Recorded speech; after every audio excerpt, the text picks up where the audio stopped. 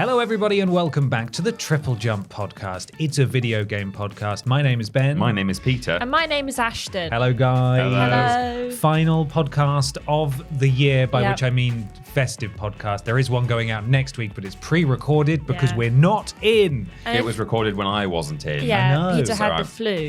It'll look like I've got flu again, but He's had flu twice. So for everyone in the YouTube comment section was like, why aren't they always sick? This one was actually just from when Peter was sick and it was the last time. Big sick as well. Yeah, he was actually quite unwell for quite a while, so... Yeah. And he's better now. And as we say every time people ask why they're always sick, half of the time when we say they've got plops, they're on holiday or they're at home because they're waiting for the boiler man to come.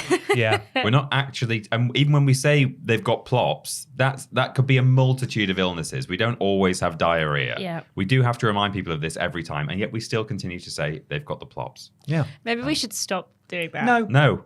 Okay. No, they need to learn. Yeah, that's but true. 70 to 85% of the time it is diarrhea. So that's a pretty good, that's a good guess. But you guys all ready for festive times? Yeah. Excited? Sort of. I haven't finished Christmas shopping yet. Really? Yeah, I have got some stuff, but some stuff hasn't arrived. It's Well, the you're reaching 19th. the point where you'll have to buy stuff in person in the chaotic I'm going shop. to have to, unfortunately. Sorry, I was tickling my God, my nose. where did you come goodness me. I've got stuff, but stuff hasn't arrived. Right. So I'm like panic buying last minute stuff to make sure that that sounds Christmas expensive. Day turns around and they have got something to open. So you're doubling up potentially on some gifts. It might arrive in time, but it's got 4 days from now to arrive, one of which is a Sunday. So, and I ordered this weeks ago. Yeah, sure. So this should be here, Right. but it's just not arrived yet. So I'm panic buying other presents at the moment. I keep getting stuff to not that that there has to be a perfect equity, but I keep trying to match what I think my wife has got me. Because I got her a couple of things, and then I kind of got wind from her that she may have got me 3 things, and I was like, okay, maybe I should get her a 3rd thing, even though the value of my 2 things might be equal to her 3 things. This is what I'm also trying to deal with. So I was doing that, and then she said to me last night when I got home from work, she was wrapping presents. She was like, "Oh yeah, I found 2 other things that I bought for you 6 months ago. They're only little, but there's 2 more." I was like, bloody hell! I finished my shopping 2 weeks ago, but now I may have to buy more stuff.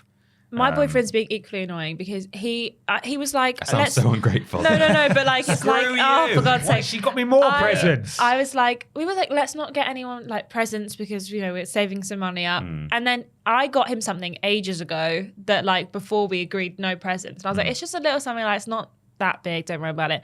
And then he got it in his head that he had to match what I bought, but I kept saying to him it's not that big. So now he's bought me way more than I bought him, so I'm gonna look like such a bad girlfriend when he opens what will essentially be an envelope with the thing in it, and he's got me presents. Spoilers. I hope. And I already know what the 2 of the presents are because he took me with him to buy them because he wanted to know what I wanted. God, sounds like you guys are gonna have a terrible Christmas. I'm gonna have a wonderful Christmas, but I keep being I need you to stop buying me things because this is already too much. Can't keep up.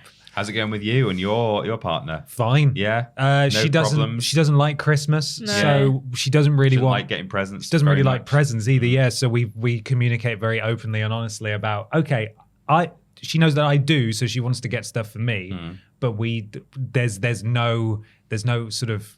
What was it? I can't even think of the word. Equity. Or, there's no equity. Yeah. So it's sort of. yeah.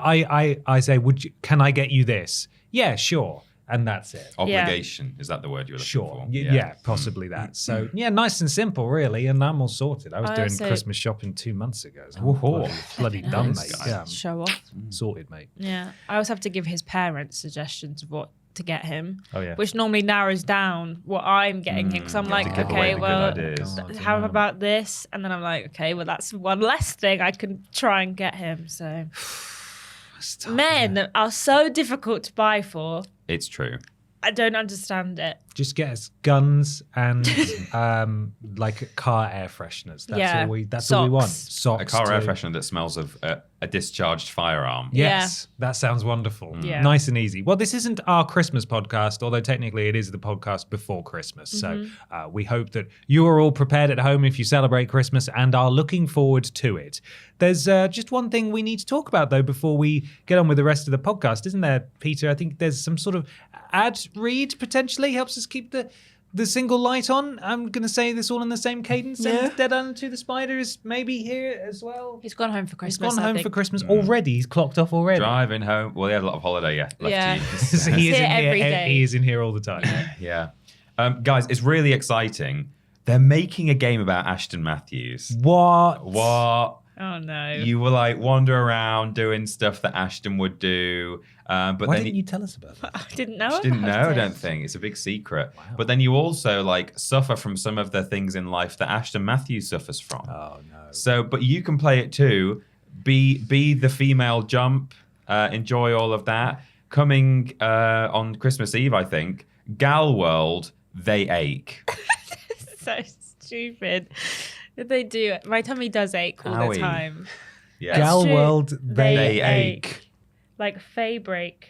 is Oh, the name They of Ache. right, the expansion for Power for World. Power World. Okay, Yeah, I got yeah. the first part. Mm. It was Yeah. the second part. They ache. They Gal ache. World, They Ache. Okay. You have to say it like that. They They ache. ache. What do you do in Gal World? They ache. You just walk around with a tummy ache, like neck and Buscapin. That doesn't sound very fun. No, it Is it doesn't fun? really. Is it No, fun in it's real not life? fun. No, it's not fun. Oh. Well, unfortunately, we're not sponsored by Gal World. Because it's not real. They ache. You're right. You know what? I should have checked. Shouldn't I? Yeah. Because that could have been the time that it was real. was- Did you Might just have been. assume we weren't sponsored by them? Yeah. Well, it sounded. You know what? Sounded Sound too good to be true. It did sound too good to be true, and I should have waited to double check.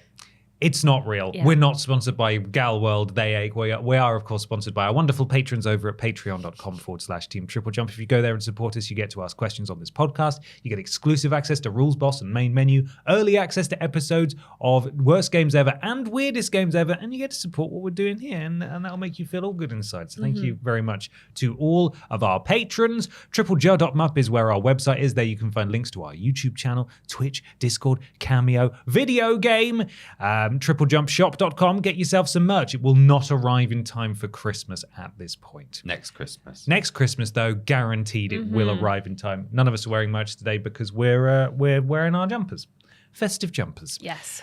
Few things coming out, aren't there? This week, in fact.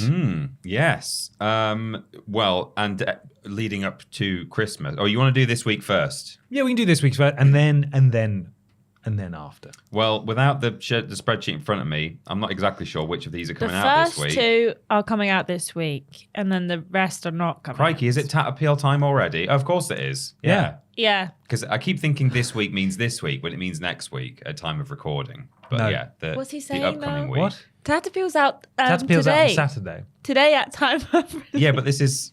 Yeah, so it's Thursday. Yes, you're right. So Tat Appeal is out today. Are you okay? No, not really.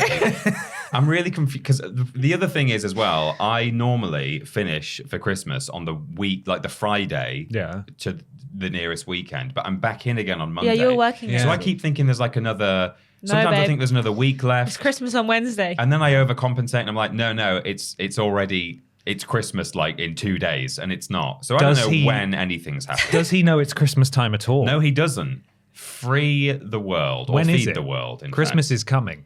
Is it? What is it? The Tat Appeal Yes. is out today. Saturday. We hope you enjoy it. Yes. Please do. It was a massive video. Thank you to everyone who contributed. It was very lovely, and your tat and your letters especially were particularly lovely. So Indeed. thank you very much to all of you. Yeah, someone else better carry on. Okay, it's also Worst Games Ever week. You two played Elf, Yeah, based Yeah. off of the movie. yeah, off of the movie. Yeah, Was good. was bad. Was bad. Was good episode. Good. Bad game. Bad game. And then next week, and leading up to Christmas, there is a few other videos. We've also got every Fallout game ranked is coming out next week. And you're doing a big stream, right? Yeah, I am on Monday. See, The 23rd. Shrug. I don't know what time, what day, or anything. I do know it's on Monday, and I'm starting at the normal time now. I was sort of thinking I might have to start earlier because I thought it was going to take ages, but actually I've tested it. I've timed it. Starting normal time, 5 p.m. GMT on Monday, the 23rd.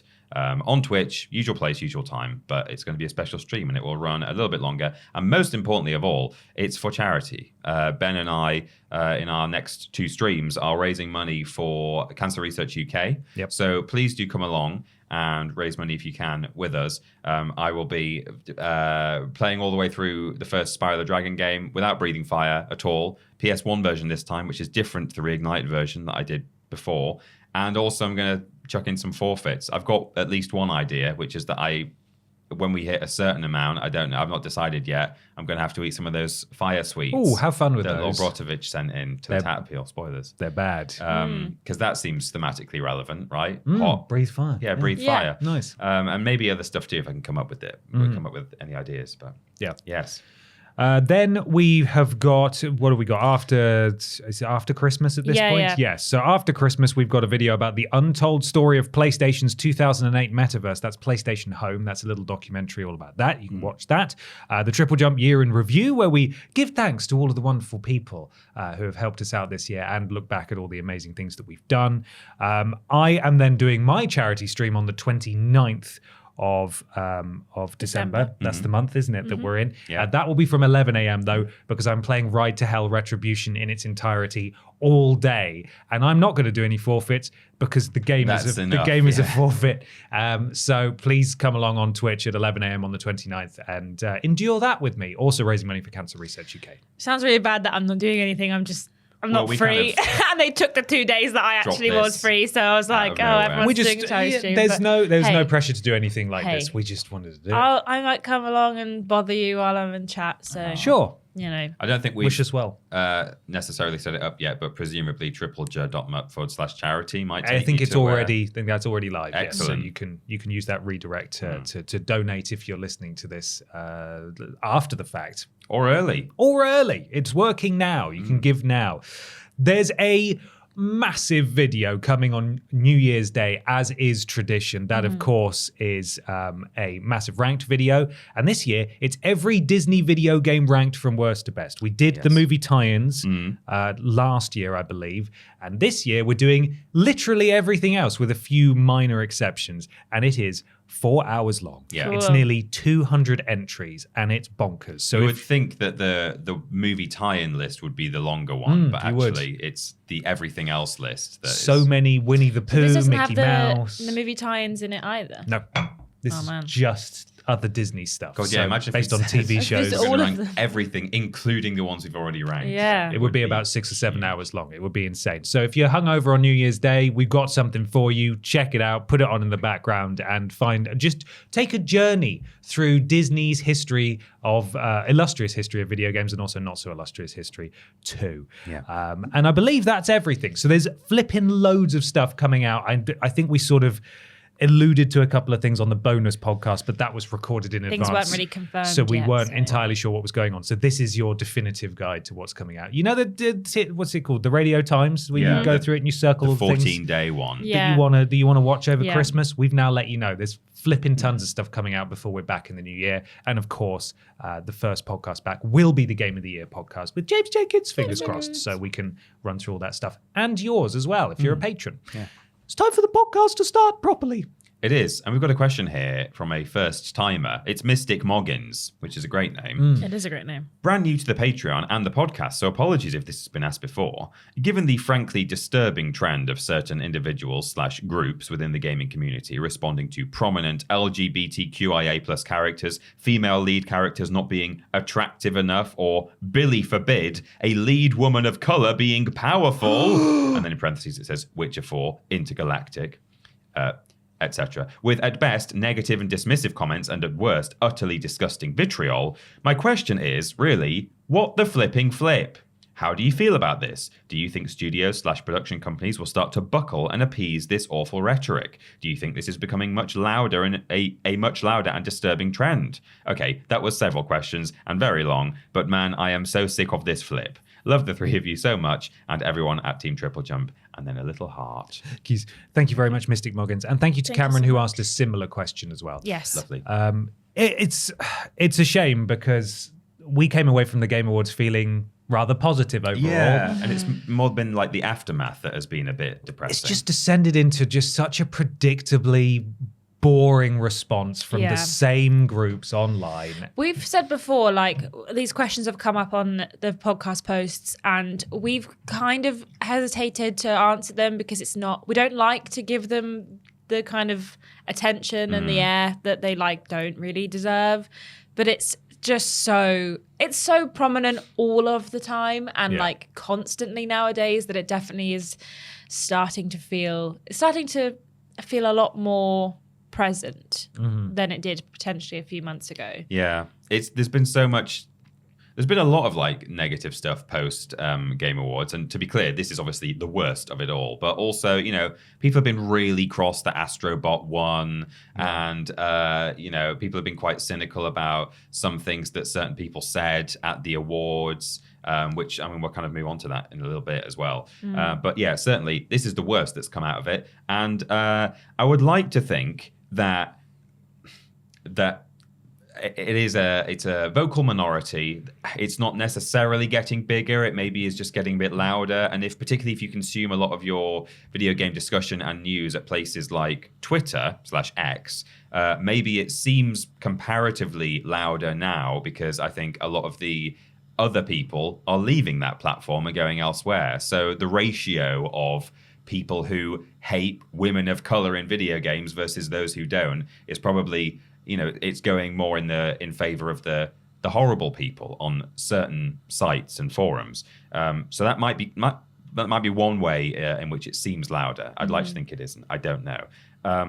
The tricky bit is whether I think that studios will kind of go along with this. Now, generally speaking, I would say no. I don't think they will. However, I don't have enough faith in particularly publishers rather than developers to do the decent thing for the sake of the decent thing. So I think hypothetically, if we found ourselves in a timeline where these really loud, bigoted people were actually somehow affecting the revenue of games, and if it was going to be more lucrative to go along with their horrible opinions and make white males be protagonists forever, I think there are some publishers out there who sadly would probably do that, and I don't like that thought.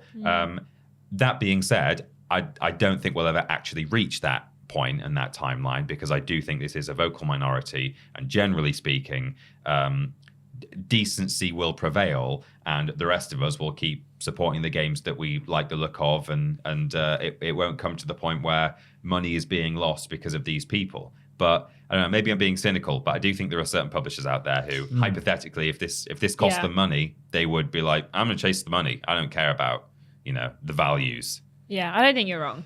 I think, unfortunately, we've entered a time in society where it's okay to be mean and derogatory and say things that are horrible.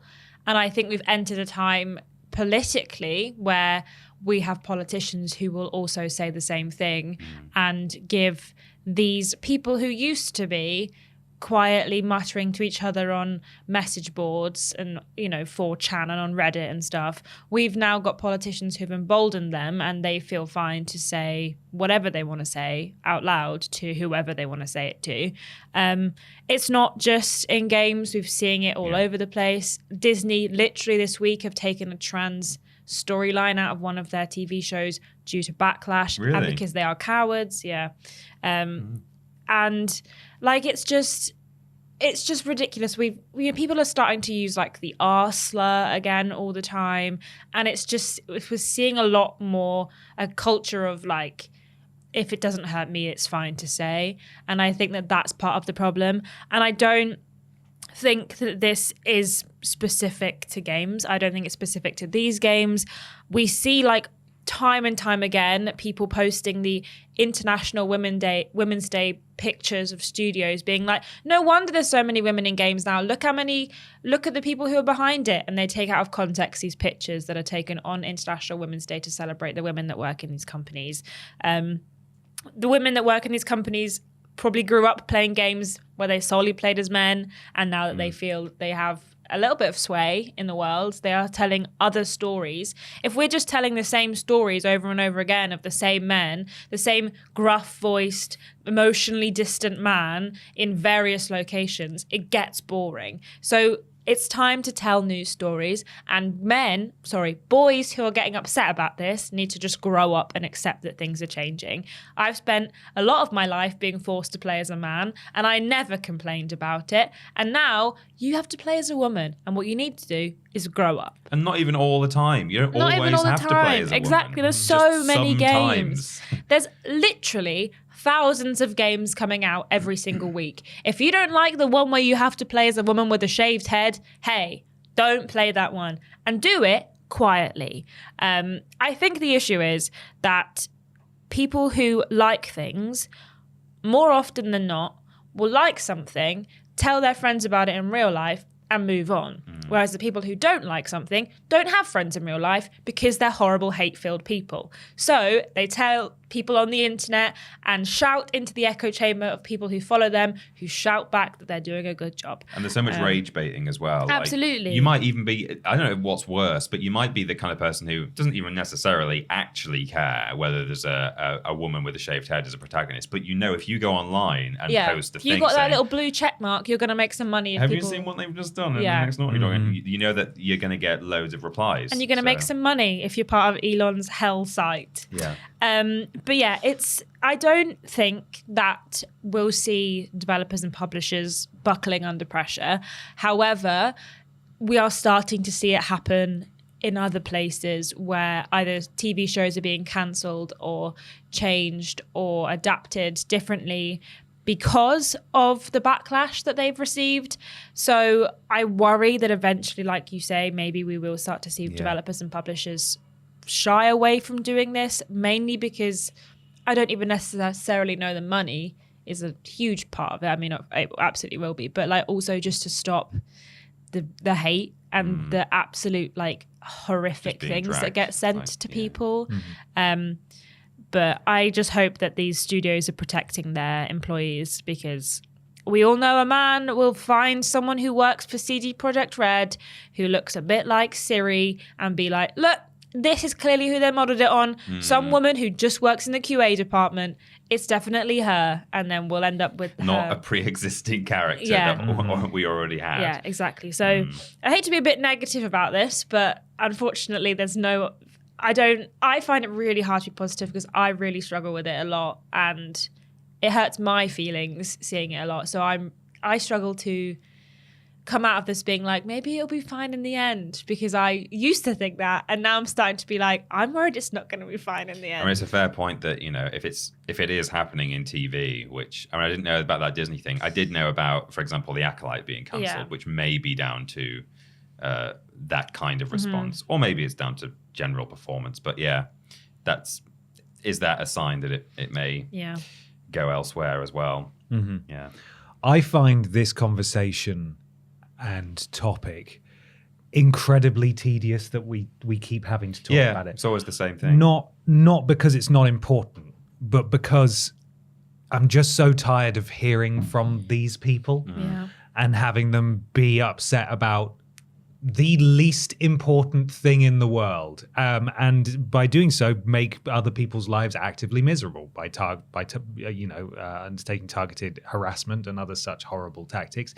It's a really boring thing for them to get cross about, and it doesn't impact them in the slightest. And I just wish they'd stop because I really, as you guys have said, I really do hope that this doesn't actually impact any kind of decision making at a certain level, and I feel like there would be a suitable backlash on the other side if there did. Because guess what? The vast majority of people who are buying and playing these games don't care. They don't care because it doesn't matter.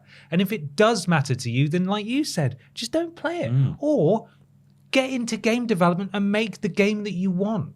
It's doable. You can do that. If you are not seeing the kind of games coming out of the industry that best reflect you from a bigoted standpoint or otherwise, then there's a good way to change that. And it's not posting personal information of developers online.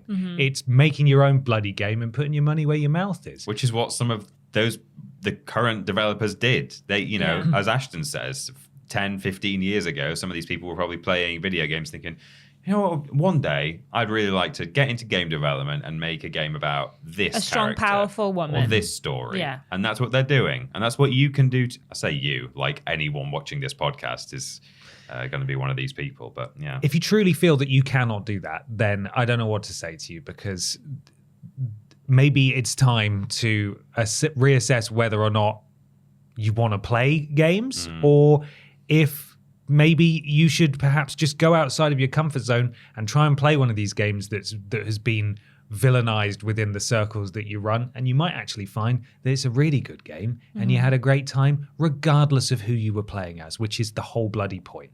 And if you play it and you don't like it, then fair enough. If you refuse to play it because of a certain thing like that, then that's so childish, and just shut up.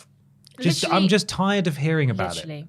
Not everything is for you. No. Some things are for other people. There's so many games that come out every day that I look at and go, that's not for me. Yeah. I hope people enjoy it, but I'm not going to play that. And equally, it's not like we've now reached some very strange world where literally all gruff white men have been completely erased. Where did all these women come from? Yeah. Where did the women come from? They still exist. This woman doesn't even have boobs or mascara on. What the heck? If you really do have to live or engage in your hobby in a way where you only play as people who you can relate to on a physical level in some way, then there are still games coming out with big beefy men. I mean, are you a big beefy man? But, white males, for example. Character creators exist in a lot of games these days. But even preset protagonists, there are still a bunch of, quote unquote, traditional heroes in the quite old fashioned sense, in the old pulp comic sense. They're still out there if that's what you need. I'm putting the bigotry to one side for a moment, but I still see you, bigotry. You are there. You are missing out on so many interesting perspectives on life and stories that you would never have even conceived of because of your own personal life experiences. Yeah, they don't want those perspectives.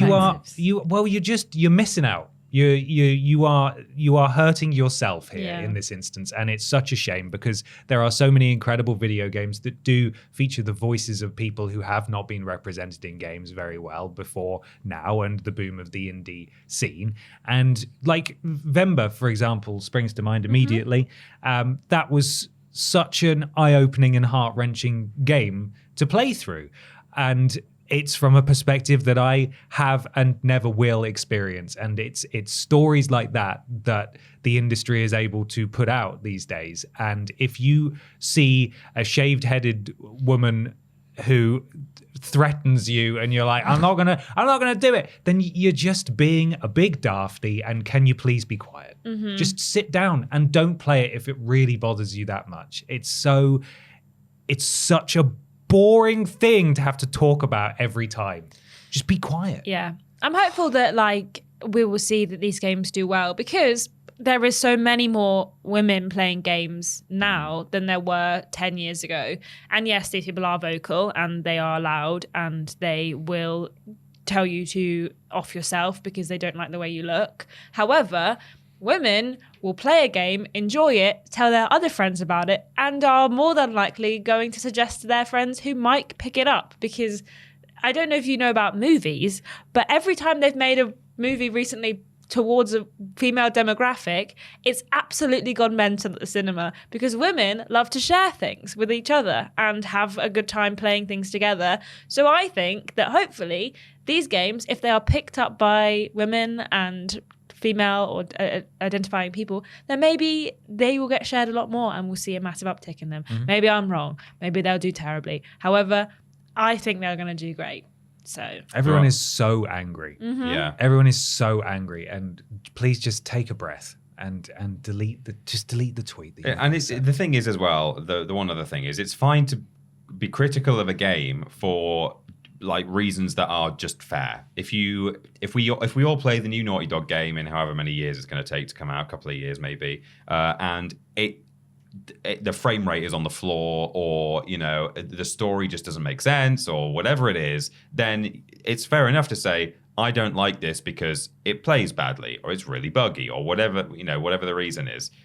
There's nothing wrong with being critical of a game that might happen to have one of these protagonists that certain people don't like. But you have to have legitimate reasons for disliking a certain product. You can't just say it's got a woman in it. That's why I don't like it. Yeah. It's like all the criticism. I mean, it's happened so many times in recent years. I think Saints Row is a good example. It wasn't a good game. We enjoyed it. I loved that game. It wasn't a good game, full stop. If you don't like it, fair enough. If you refused to play it and didn't like it because it was WOKE, then that's such a boring, rubbish reason. Grow up. There's so many so many other reasons to hate Saints Row than that. Why did you pick the lowest comment, the stupidest one? It's such.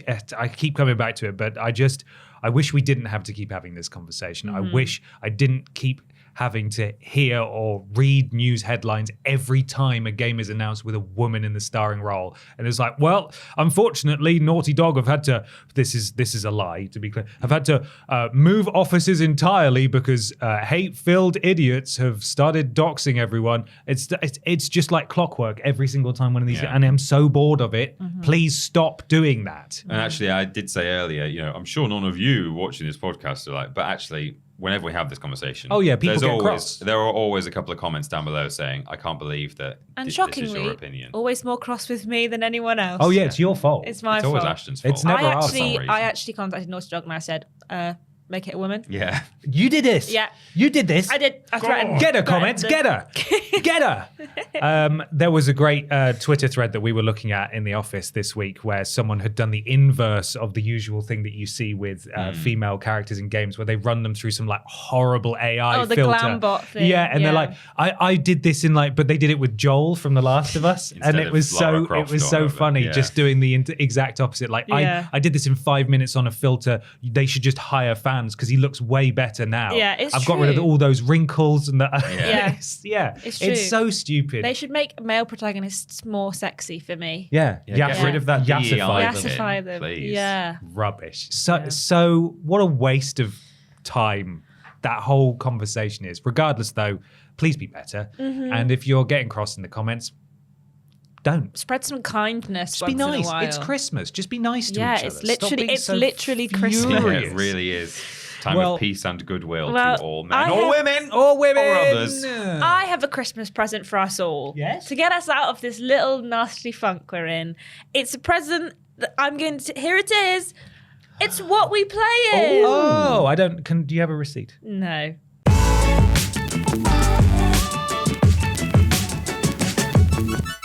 It's What We Playin time. Time to talk about the games what we have been playing. Peter. Yes. What have you been playing, please? I've not played very much this week. I wanted to, given that I also did not play very much for several weeks beforehand.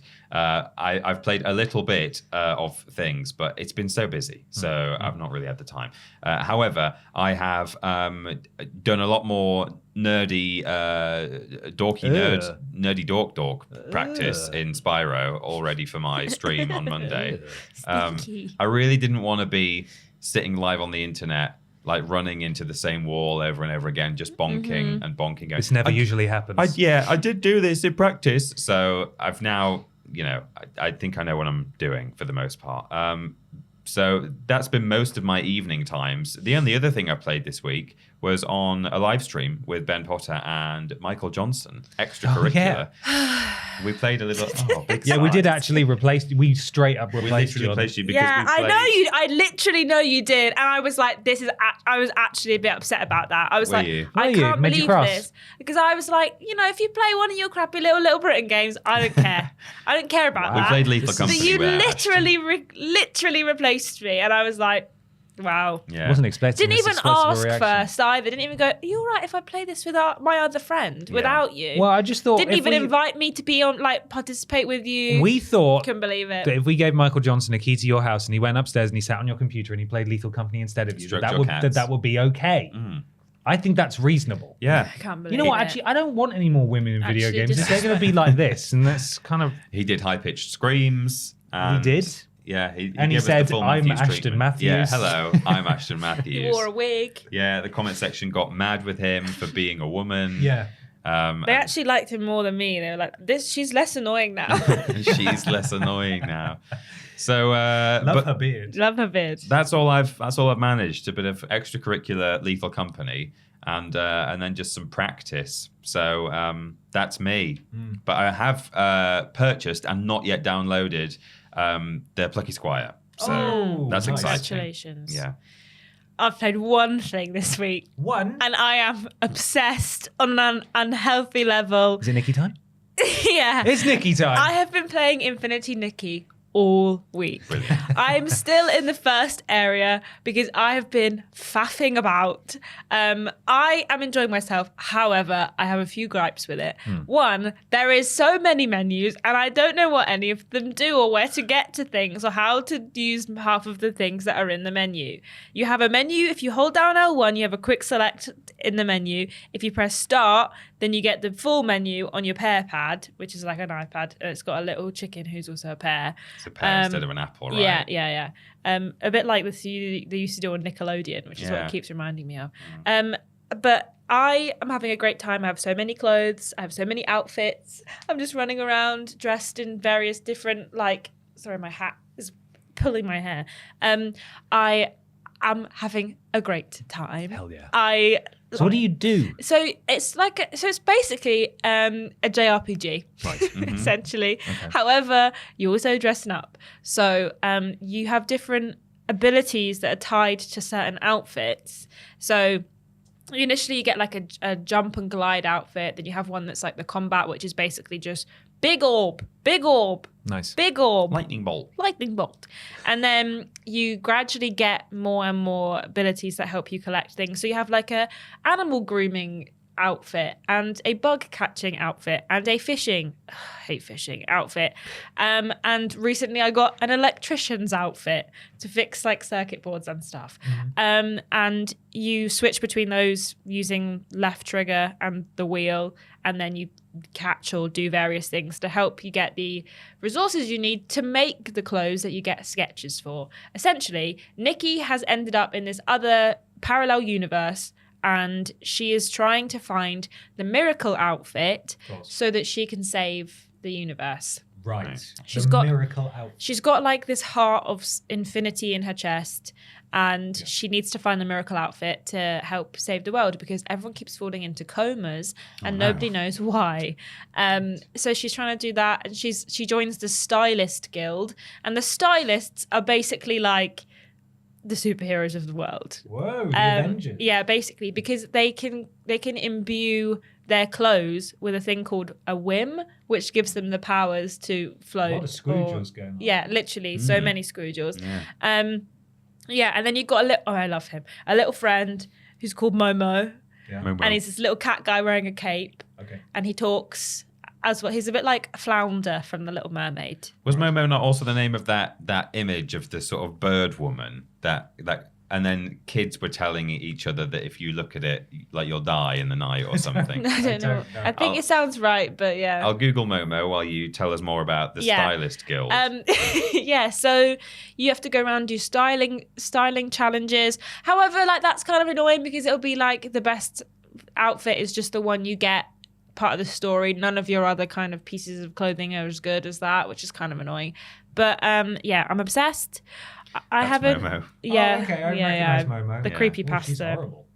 I haven't spent any real money. However, you can spend real money because it is a free-to-play live service game. And you also can get there's like 7 or 8 different currencies. I'm absolutely baffled by them. Blings are the in-game currency. Then you pick up diamonds, which can be used to make resonance crystals that you can use to get clothes in the gacha game part of it. Yeah. And then also there's virtue or something that you spend in the realm challenges to get resources for stuff. Peter, the realm challenges. There's so much, and it makes my brain explode. But then I'm like, what's all this about? I don't know. And then I exit the menu, and I'm like, she's got a nice little hat on, and her hair looks nice. And I'm on my bike, and I'm doing my little mini games. And then I open the menu again, and I'm like, I don't understand. And then we're back again. I'm going to go get another outfit. Is this your new obsession? Are you going to be playing this for a while? Unfortunately, I'm obsessed with it at the moment. Do you think you might sink some real money into it? No. She bought Robux. Yeah, I know. She's going to spend Infinity I'm not, Nikki. because everything in Infinity Nikki's way more expensive. Oh, okay. Like, you can get an outfit, and I looked it up, and I'm pretty sure that in real money, just an outfit in this game costs £70. What? I might be wrong. cost of a I might be game. misreading it. However, it looks like it costs 70 quid based on the, like, buying the crystals and then using the crystals. Oh, my God. Jeez. But I'm having a great time, and unfortunately, it's my new hyperfixation, and it's what I play every day when I get home from work. Jeez. And like I say, I'm not even out of the first area because there are so many side quests and bits and pieces, like all these like photography challenges where they want you to like force perspective, or like this guy wants you to just take pictures of a certain enemy, and every time you finish one, he'll go somewhere else on the map, and you got to go find him and then do it again. Christ. I might be playing this game forever. Yeah, well, it doesn't sound like that's a bad thing. No, but I wanted to play Indiana Jones this week, but also I've learned my PC won't run Indiana Jones. Oh, that's a shame. It's not that my PC's not that old, but it won't. It's like top, like bare minimum of what you need to play it on PC. So. I can't wait to play that, and I'm going to have to wait till it's on PS5 because, I don't think I'll be able to run it either. Beans. Anyway, that's all I have played this week. Okay. I played a lot of Pokemon the trading card game. Again, I've got my card pack ready to open. Yeah. I went to open it this morning and I was like, no, I'll wait for the podcast. And then I closed the app and I opened it up and then the message said, you started opening a pack. Don't worry.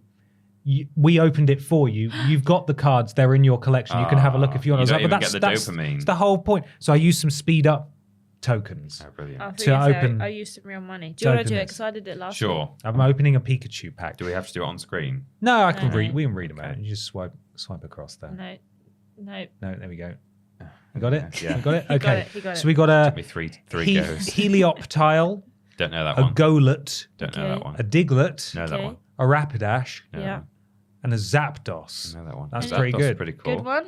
I have all of those still, annoyingly. Here's the thing, right? Any sparklies? Yes, you got to go to Sparkly Zapdos. Zapdos. Just then, yeah, it was pretty Yeah. exciting. That was pretty sparkly. I think I had a sparkly Zapdos in real life back I think in the day. I think it only came only in came sparkly. sparkly, Yeah, so yeah. that's a good one. I think I might be teetering on the edge of falling off it now, and I'll tell you why. Because I have been putting a lot of time into this game when I'm bored, and it's just there, or whenever it tells me to open a card pack, and I've been doing the battles and taking part in the events and things like that have been going on. But they've now expanded the card selection. They've introduced, so far they've only had 3 booster packs you could get. You could get a Pikachu one, a Mewtwo one, or a Charizard one, and they had different cards within them. They've now added a Mew card pack, which has just a whole new binder of cards. Oh. I'm not interested, I'm realizing, in collecting a whole new selection of cards. I want to finish the collection I've already got, which is why I am still opening the original card packs and not getting any of the cards that I need that I have remaining. And they've added new. Basically, I know that as soon as I go and do another versus battle now, people will have found ingenious new ways to kick my ass because there's new cards, and I don't really want to do that. So I'm going to keep opening the packs, but I feel like the worm is beginning to turn. The Diglett is beginning. Diglett is beginning to turn. Yeah, so I don't. Sad. Or is he a Days might be mole? numbered. I don't know. We don't really know what he is. I think he's a worm. He's a buff man, looks isn't he? like a If the worm. memes are to Oh, be yeah, believed. Yeah. underneath the hole. The Onyx is beginning to turn, perhaps, maybe instead. Apart from that, I played a teeny, weeny, tiny bit of Dragon Age, but the main thing I played is Indy and His Jones and The Great Circle. I finally had some time over the weekend, and I sat down and was like, I'm going to play some games, and I'm going to relax, be really relaxed, and played a lot of Indiana Jones. I am very much enjoying it, very, very impressed by it. I would say that it doesn't have the polish of like an Uncharted, in my opinion. I find that sometimes in some of the dungeons and temples you go into that are more linear, it's not always clear where to go, in that I've finished a couple of them and then I'm like, I don't really see the very subtle handle that I have to turn to get out. And in, for example, an Uncharted or something like that, they would probably seal the entrance to the last room, so you at least know environmental storytelling. I've got to go this way.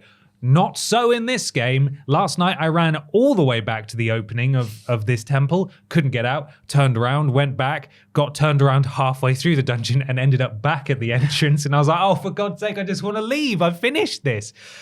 So there are a couple of bits that I'm not a huge fan of. I think it's the brawling is really fun.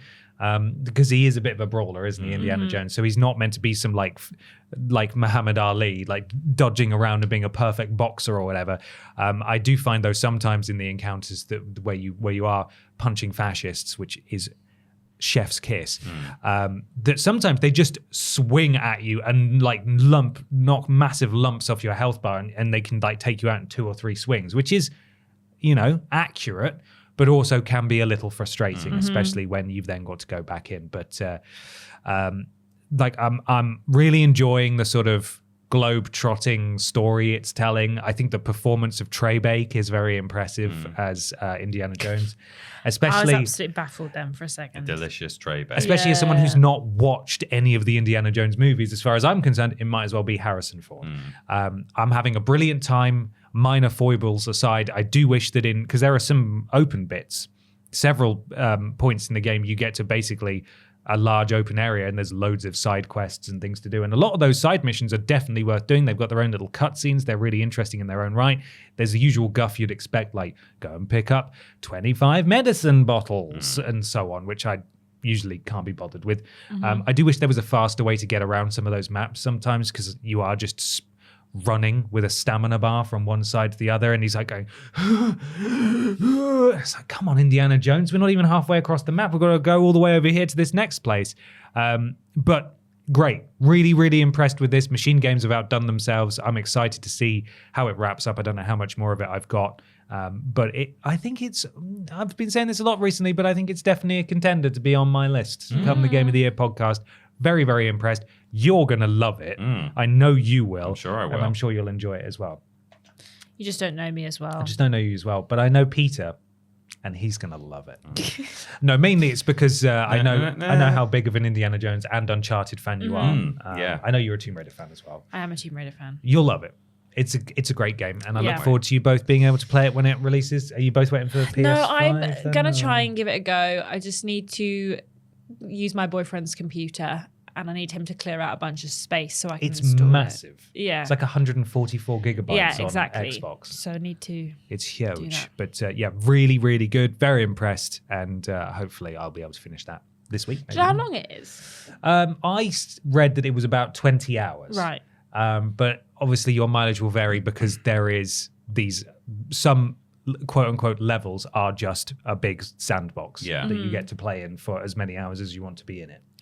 So. I've managed to almost completely dodge any spoilers. I've hardly seen any trailer stuff apart from like the way earlier gameplay thing they were showing off. But since it's come out, I've seen like 2 clips of people hitting a guy from behind and knocking him off a ledge, and that's it. Yeah, saying, that's fun. This is fun. I'm like, okay, I don't need to see any more, but that's good. This is my question as well. We've questioned Xbox's PR and marketing department before, especially with Hellblade, and whether or not they actually do a good enough job of telling people that these games are out. I don't watch live TV.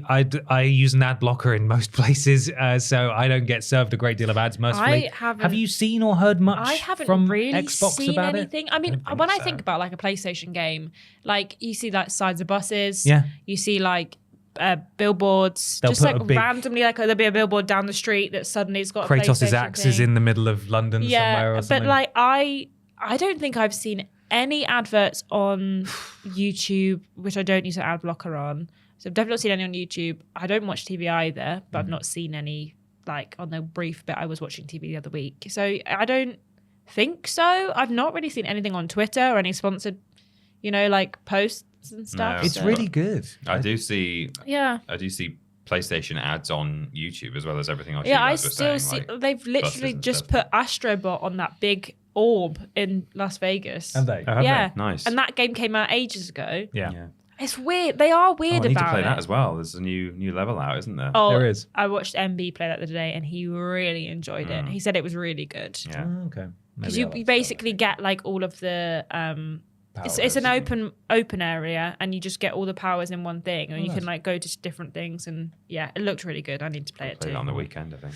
Well, I really hope that they are promoting this game properly, because this is, it's the not to move into a separate conversation, but well, there's that, but also it's the Game Pass thing again. Yeah. Like, if you want casuals to get on board, you need to be shouting about this everywhere. We've got an Indiana Jones game, and you can play it for £10 or whatever it is for a month of game. Why are they not shouting about this? Yeah. It's a great game. It should sell itself.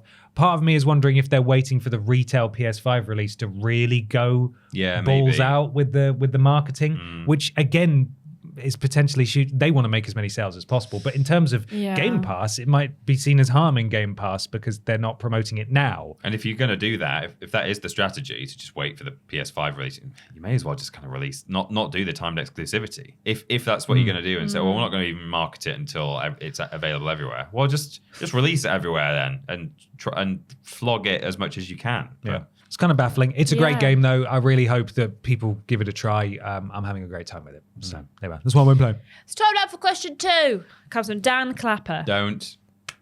Okay. Hey, but it's Dan Clapper, not Ben Clapper. Sorry. So should I get Dan Heppel? Yeah. Okay. I actually can't be bothered to stand. Yeah, fair enough. Hey Bap, Game Science's CEO and Black Myth Wukong fans in general are quite peeved about the game not winning Game of the Year, as well as Sven Vinke. What did you say, Vinker? I've still not worked it out. Vinker. Da Vinci? Vinker's on-stage comments about selling lots of copies not being the most important part of game development. While mistranslation/misunderstanding may be the main culprit here, what do you make of the debate between sales versus critical opinion in deciding what truly is Game of the Year? If it was just sales, Call of Duty would win Game of the Year every year. Yeah, it's not it's fortunately not a sales competition because, I mean, for one thing, that would be a bit dry. And also, I think it was a really good thing, as we said, at the time when we were reacting to the Game Awards and then when we sort of did the debrief afterwards, I thought it was a really good thing that the weighting of the Game of the Year award was based largely on a jury who presumably played everything and were able to just talk objectively about which was the best game. It wasn't weighted too heavily against the players' vote because if they had done that, I'm not taking anything away from the value of what consumers enjoy. But if you're dealing with a game that is an exclusive to Switch or PlayStation or Xbox versus a game that is available on every platform and PC, you can play it anywhere. You're kind of comparing apples and oranges in terms of potential audience size. So if you were to just say, oh, well, Call of Duty sold the most, well, of course it's naturally going to outsell lots of things anyway because it is just such a beloved franchise that I'm not taking anything away from that. But also you then combine that with the fact that it may have been up against something that only had a player base of some million because it was an exclusive on a certain platform.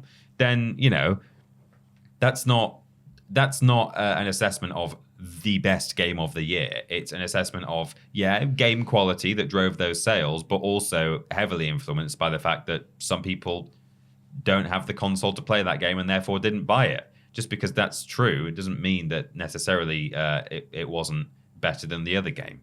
So I think it's good the way we do things at the moment. And I do think that most people do consider the Game of the Year awards or various Game of the Year awards at different outlets to be a weighted against quality more than anything else, which I think is the right way to do it. And I don't really know if there are a lot of outlets that base it on sales and stuff. I wouldn't have. I don't think so. No, so.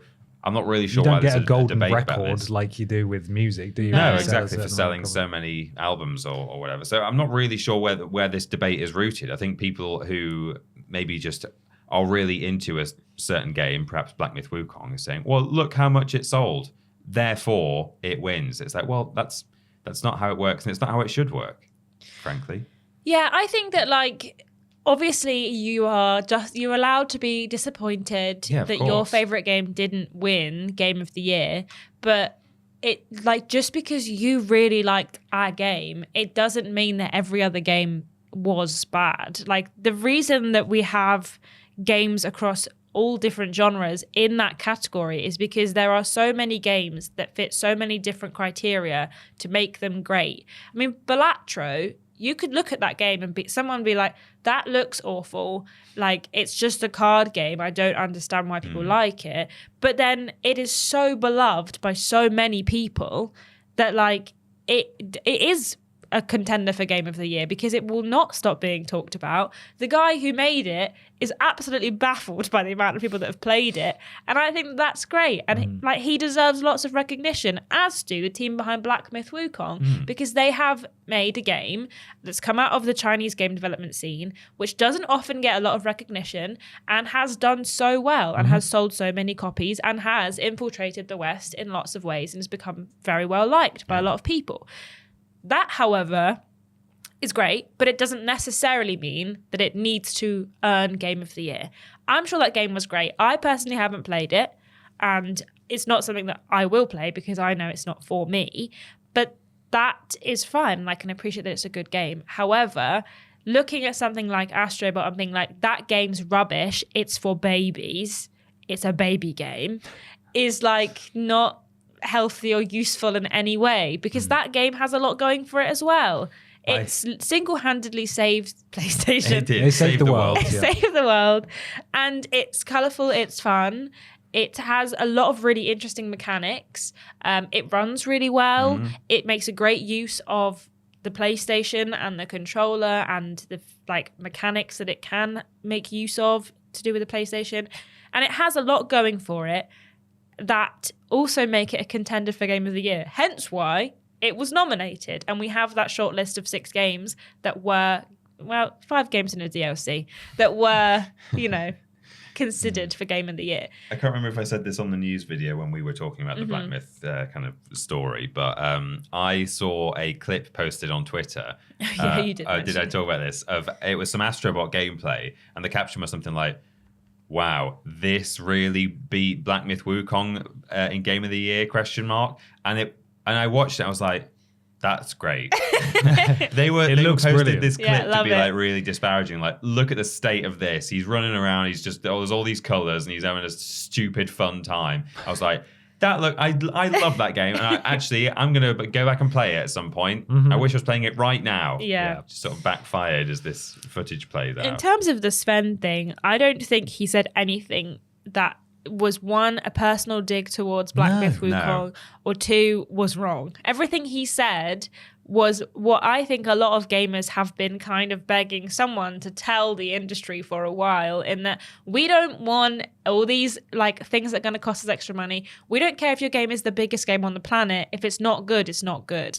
Everything that he said was true. It was about the industry. It was about the industry. About a industry. specific game. But for some reason, and again, we said this in a news video, it may be that Astrobot isn't on Steam, and that's why they can't review bomb it like they review bombed Baldur's Gate 3.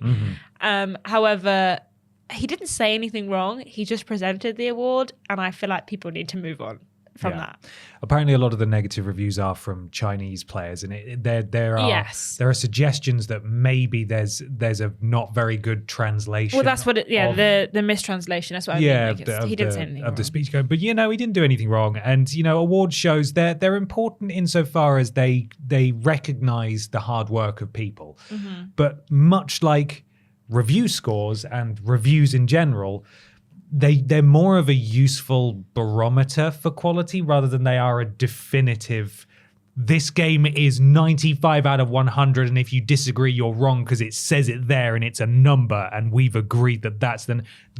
People's appreciation of games are always going to be subjective. If a game wins Game of the Year, if a game gets nominated for Game of the Year, quite frankly, that's just as big of an accolade as winning Game of the Year, because it means that enough people thought your game was good enough that year to be within the top 5, what they would consider the best games. And then that argument applies beyond that as well. Like, just because you didn't get nominated for Game of the Year doesn't mean that your game isn't worth playing. Just like because you didn't get 9 out of 10, you got 8 out of 10 doesn't mean it's not worth playing like a 9 out of 10 game is. Everyone's opinions are going to be different. It's another case of, can we all please just take a breath and calm down? Because this is not that important. Also, it's not life and death. Game of the Year at the Golden Joysticks. Black Myth. Black Myth. They did, and they also won an award at they won People's Choice as well. Yeah. People like that game. And something else. And It's done very well. Action game, yeah. It sold great.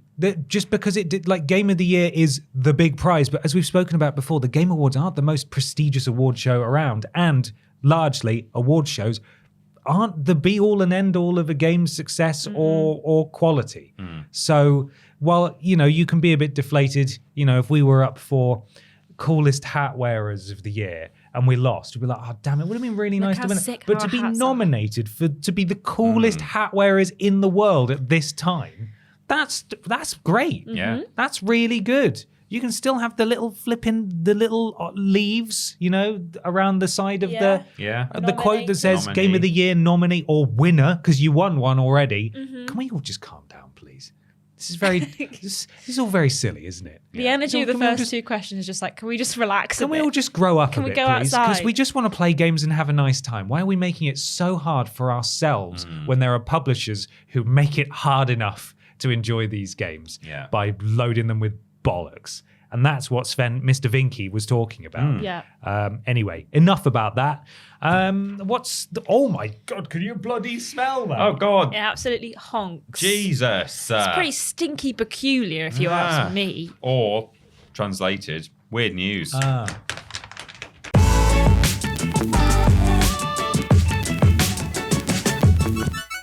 It's weird news time for some weird video game news. Remember, if you'd like to submit some weird video game news to us, you can do so under the relevant social media post that goes out on a Wednesday, but not for the Except next next 2 weeks. And is it the week after as well? Do we do weird news in the game? The week after as well is the 1st of January. So it will be, I don't know if we normally do weird news. No, I don't think we do. So it'll be 2 weeks before we do weird news again, but you can submit it there. If Keep it banked up if you see any. Oh yeah, if there's some good stuff over the next couple of weeks, hold on to it. Stuff. However, if you'd like to guarantee a shout out at this point in the podcast, you can do so you can do so by going to patreon.com/Team TripleJump, supporting us at the appropriate tier and becoming a podcast producer just like Chris Thompson's Thumbs, Gabrielle Philipping, GY Goliath, Nexus Polaris, Nicole Hansen, Blake Thomas, Tom Howells, David Cam. Oh, sorry, that was Tom Howells there. Eric Sue, Craig Giggity, Michael Pendlebury, Janet Wicks. Is it me? Yeah. Huge ass. I'm big. Me up money. Me up Bobby. Me up Vegas. Thank you so much, podcast producers. We really appreciate you. We took a big punt on who would be the podcast producers on the bonus Beg podcast. your pardon? We took a big punt On who? on who would be the podcast Right. producers for the bonus And podcast. some people's names have appeared since then. So if you don't get read out next week, we can only apologize. Yeah, we had to totally We- guess. I think Tom Howells Tom Howell, I is think, one of them. might have been missed off So next week. special sorry shout about out that. to you. You get an extra shout out Apologies. next We recorded in forgot. advance. We didn't We forget. didn't forget. We didn't We know. were can't working on the time travel. information Yeah. that we had at the time, but we'll give you an extra special shout out in the new year. Yeah. Thank you so much, podcast producers. Peter, what have you got? I've got a story here. It was sent to us by two people. Joe Sticks, top fan on Facebook. He is actually a top fan. And Chip at CT Thumbs. I've got the IGN write-up here. And the headline is, Skibidi Toilet is seemingly coming to Fortnite. Hooray, It's finally. not seemingly, it's there It's now. actually for real. Yeah, it's written by Matt Cam. And the subheading is, Grab Your Plungers. Oh, well done. Thank you. We could have a So erect. bob off now. We could do a little jousting. Maybe. Well, I think if I lean forwards, it's going to fall. My hat is erect. Mine won't stick up at all. Just erect. The popular internet series Skibidi Toilet could be coming to Fortnite soon Popular as a skin. We live in a Popular society. serialized television show Skibidi Toilet. This was last updated on the 17th of December, so it is a bit out of date now, but I'll just read it as is. Earlier today, rumours began to appear that cosmetics for the Skibidi Toilet meme began to appear online. Leaker Spush FNBR Oh, get a different name. Bush. Spush reported on X that a skin for Plunger Man, I don't know if that's a typo or whether it should be Plunger Man, it says Plunger Man, with a Lego-style Skibidi backpack, a separate Skibidi Toilet backpack, and a Plunger Man plunger pickaxe will all drop on Fortnite. Now, Epic Games has seemingly confirmed the leak in a series of emojis, including a toilet, plunger, and camcorder, with the date 12/18/2024. Camcorder. Skibidi Toilet is from an animated series created by Alexei Gerasimov for YouTube. Utilizing Valve's source filmmaker, Skibidi Toilet tells the story of a war starring toilets with heads coming out of them. The ridiculous series found an audience and have become one of the most popular and viral web series online. It makes me so upset. It then continues, Fortnite began as a humble and popular battle royale. They're really going with the filler here.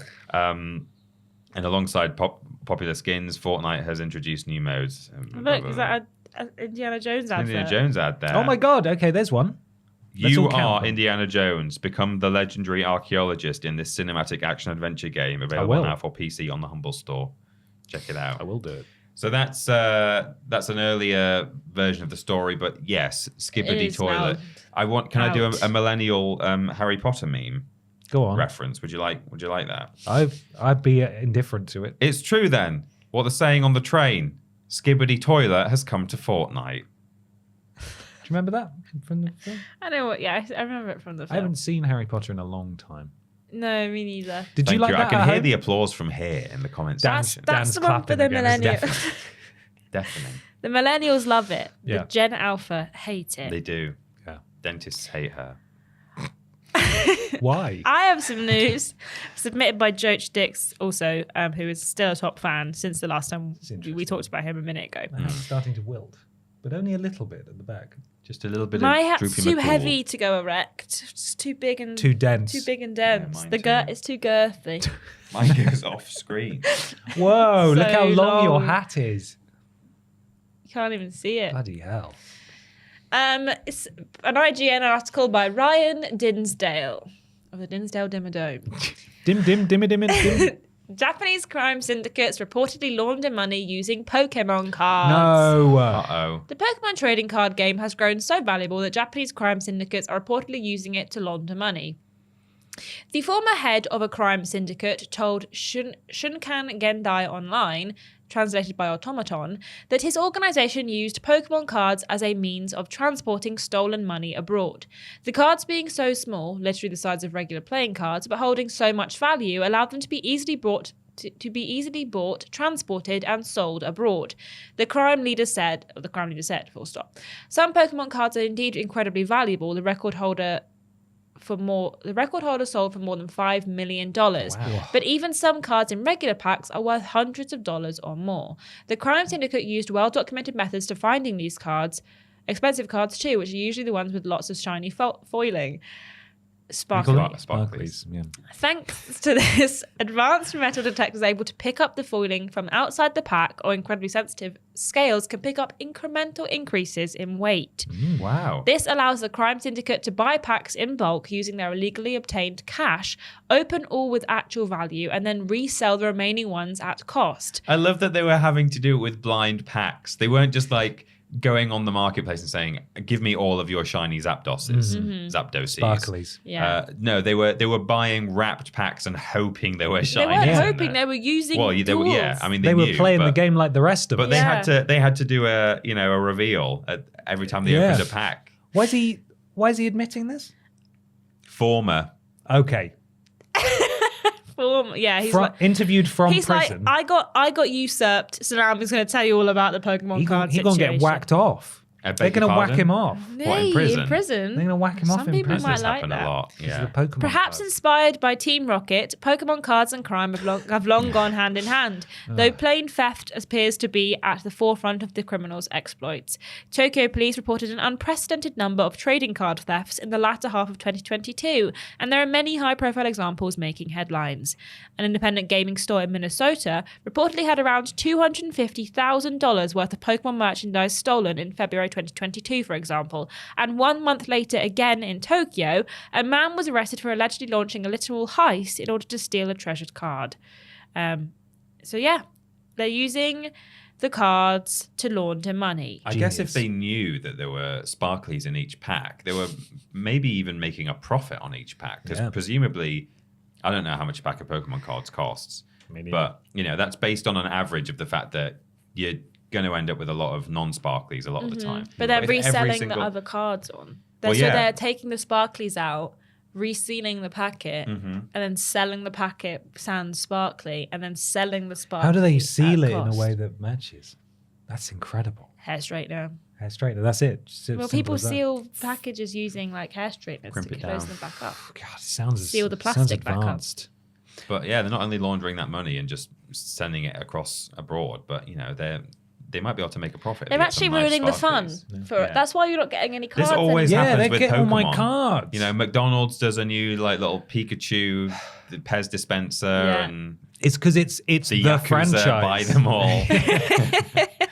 It's the only franchise people care about Yeah. that have cards. Magic the Including the Gathering, get in the Yakuza. bin. No one cares. Yeah. Sorry. Yeah. Sorry about that. Connor Bennett at cbennett_12 submits this on Twitter.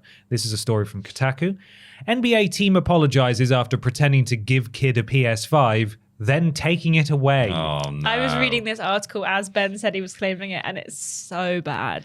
NBA team, the Charlotte Hornets, screwed up and is having to apologize after recently giving a young fan a PlayStation 5 console during a Christmas-themed halftime skit and then taking the console away after the cameras were turned off. The team is also gifting the fan a PS5 he can keep this I should time. bloody too. hope so. Yeah. Because the headline implies they just went, "Yeah, sorry about that." They and did. that's it. Yeah, and until they were called out.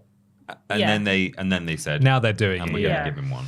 On December the 16th, during a basketball game between the Philadelphia 69ers and the Charlotte Hornets, Nice. young fans were brought onto the court to greet the cheerleaders and the team's mascot. While on court, a woman, there's another one. As always. A woman read their Christmas letters to Santa and handed out gifts. One kid who worked really hard to get good grades this year wanted a PlayStation 5 console. Oh. And that's what the kid got. You can see how happy he is in the video below. I don't actually want to watch it because No. I think it would make me feel very bad. But that video also claims that after halftime, staff took away the PS5 and replaced it with a jersey. Continue reading. I mean, at least if you watch the skit, you know that he got a PS5 in the end. Yeah, I still don't want to see it though. No. Because he's No. going to be so excited. It is sad. Boston 25, which is, I assume, a news outlet, explained that cheerleaders and other people involved in the halftime event were reportedly confused when staff took away the kid's PS5 gift. Apparently, the child's uncle, likely the adult in the grey and blue hoodie in the video above, knew ahead of time that the gift would be taken away and failed to share that info with his nephew. What the hell? What? It's uncle's fault, partly. Why would they take it away I again? don't know. As you might expect, a team worth billions That's what I'm cheaping out and saying. taking away a kid's Christmas gift after pretending to give it to him in front of cameras didn't go over well online. People rightfully called out the team and its staff for the horrible prank, and within 24 hours, the Hornets issued an apology. It's not even a prank because a prank No. is like, haha. It's just a prank, Han. Oh, you never gave me one anyway. That is just being mean to children. Its on-court skit ... missed the mark, they said, and blamed it on bad decision-making and poor communication. Or uncling. Simply put, we turned the ball over. Sports. And we apologise. We have reached out to the family and are committed to not only making it right, but to exceeding expectations to PS5s, I think. I think you got a PS5 and you got a VIP experience. Yeah, VIP experience to a future game. Our goal is and will remain to elevate the guest experience for every person Shut that up. enters Spectrum Center and to Idiot. show our fans how much we appreciate their relentless support. He's going to show up and he's going to exchange his ticket to get the VIP experience, and they're going to give him a jersey and They're going to turn the ask him to cameras leave. off Back and in then the shut car, the door on yeah. him. Yeah. You're going to kick him straight out. That's horrible. Dick Bad, and isn't Dom did that on live telly. Did they? A little girl came in through the front door and they were like, "Oh, nice to meet you. This is so and so." Oh, I've seen this. we've heard that you really like horses. Yeah. And they walk a tiny little like Shetland pony in, and she's No. going, "Oh my god!" And they go, "And what would you do?" Oh, I've I think seen it was this for clip, Christmas yeah. actually. What would you do if we said you taking this home with you? And she's like, "I'd say a really, really, really massive thank you." And she's getting a bit teary. Yeah. And they're like, "Well, you're not having it." And then they laugh in her face. Yeah. And they were laugh. pretty mean-spirited to those children, to be They fair. That were. was the whole show. Yeah, they Yeah. just bullied kids They used for to like. lob pies at them really hard. Yeah. They and hated then just those make them kids. sit in the like covered in pie Yeah. for the rest of the show. Not allowed now. That wouldn't happen They these gunged days. some kids on the whatever that Saturday mashup. Saturday Yeah, mashup. you remember? And then they immediately got them to go and get changed and like got them a shower because it's like can't stay in the gunge the whole time. Get cold. It's a risk, a skin risk, if Yeah. it stays on you for too Crazy. long. That was my weird news. It's time now for the big discussion.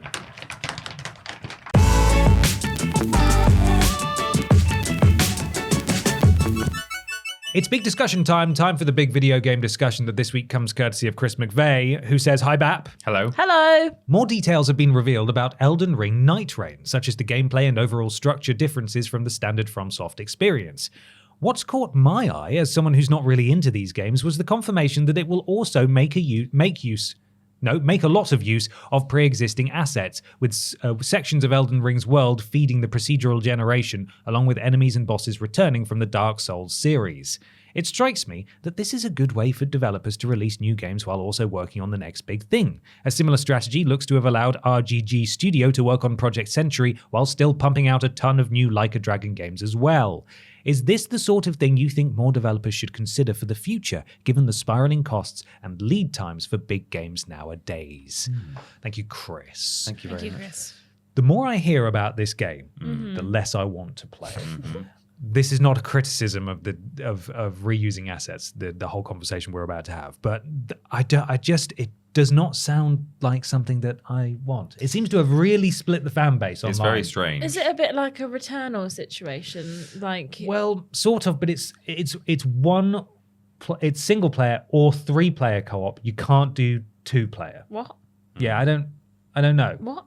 I don't know. That's weird. And everyone says why, and they said because of the accomplishment you get from doing it as 3 people. I'm like, is that different from the accomplishment you get from doing it as 2 people? What if I don't have 2 friends? That's been translated, have that one friend interview. and one colleague. It's all a bit True. baffling. Regardless, the larger conversation is, what do you think about reusing assets in Great. terms of getting games out faster? Great.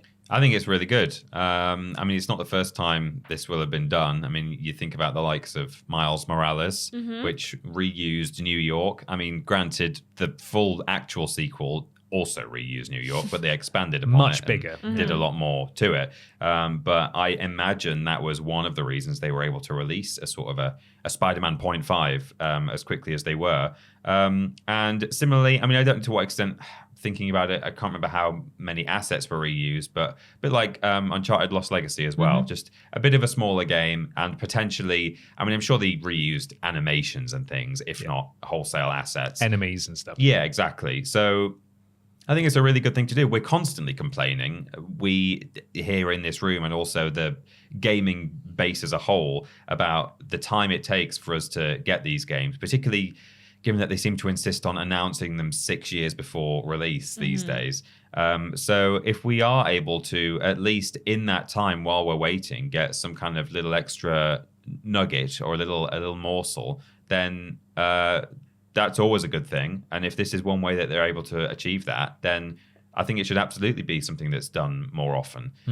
Imagine if, for example, I know obviously Elder Scrolls Online is very popular, but imagine if in between Skyrim and now we'd had just a little kind of interesting, maybe even semi-linear or open linear Elder Scrolls adventure game, reusing a load of assets. And, you know, while we wait, that would have been lovely.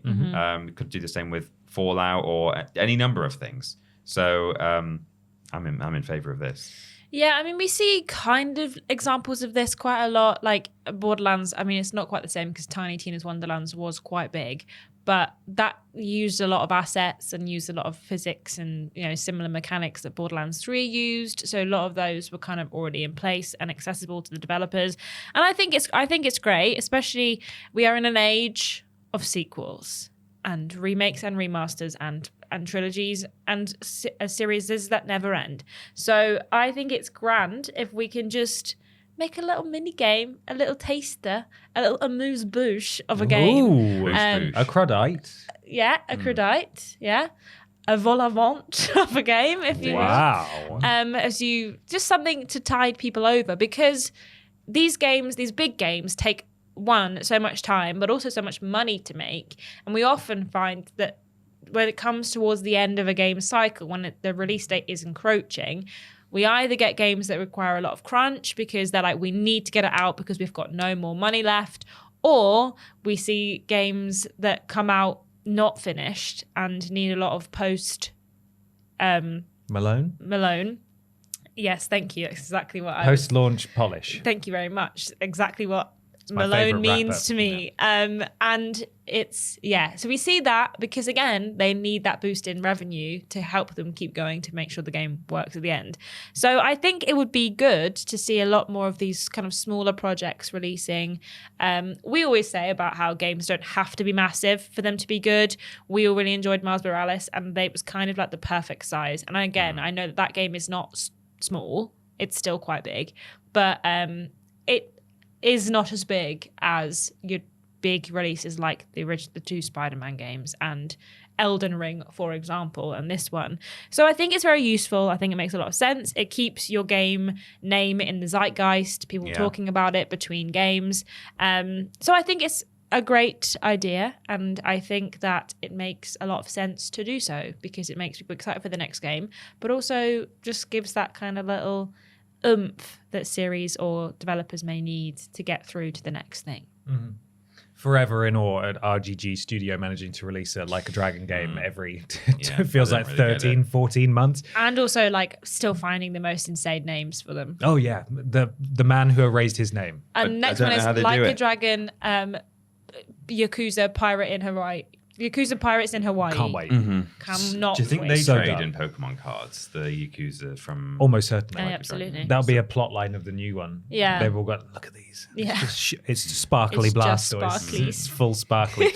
I think there's definitely a balancing act because one of the things that, and I don't want to harp on this game that I don't know an awful lot about, but I think it was a PC Gamer preview that I read a bit of, and they opened a paragraph by just saying, I mean this with all due respect, this game feels like a mod. Because the Elden Ring Nightreign. Yes. Rain even. Yeah, because it does feel like the kind of thing that players of From Software games would normally put together, like a boss rush mode or randomizing items, things like that. You don't really. There are only certain genres of games that you can get away with that kind of stuff. I would say so.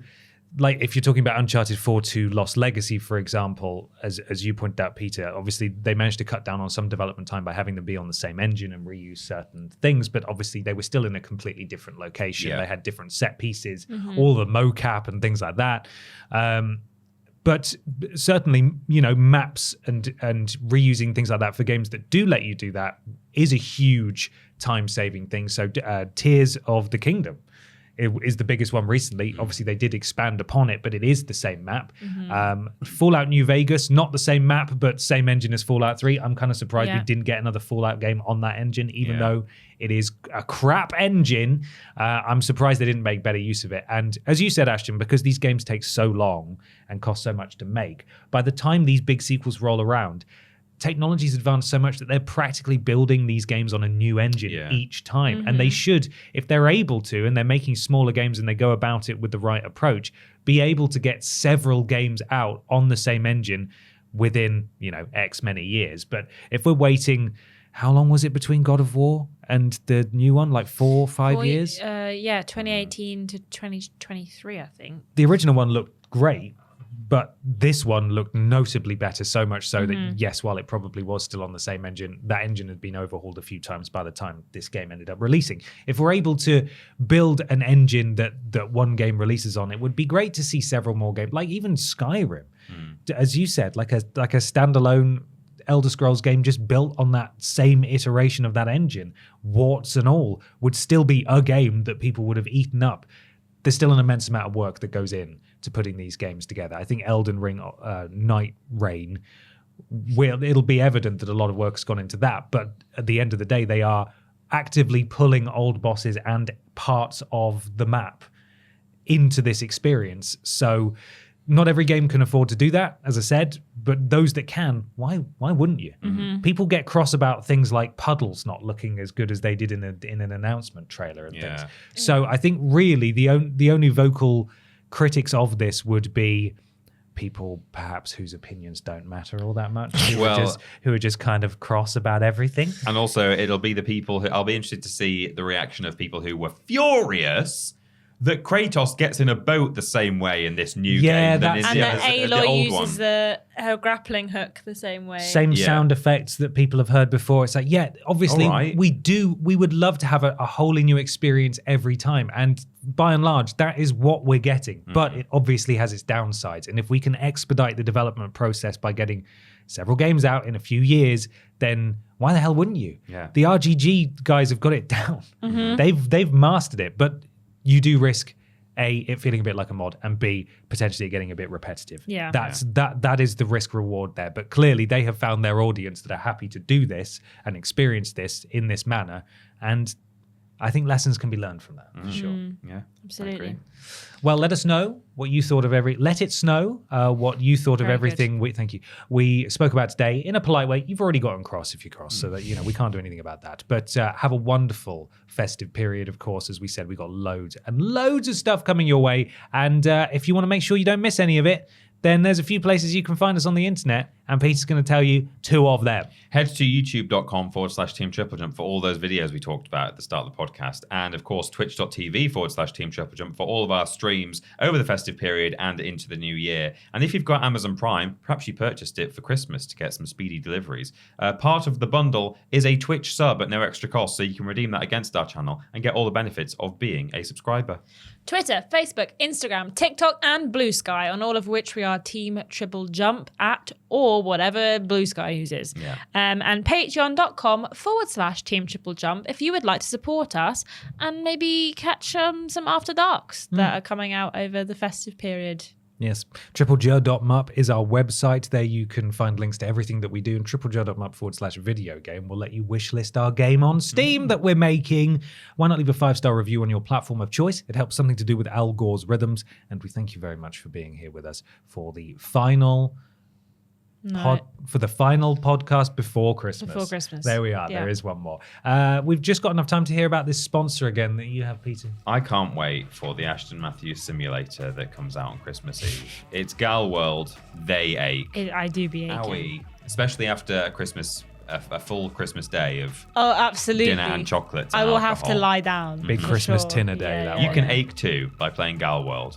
Brilliant. Look after yourselves, everyone. A very Merry Christmas to you if you celebrate. And we will see you in the new year. But Ash and I will see you on the bonus podcast next week. All right. Bye, everyone. Bye. Bye.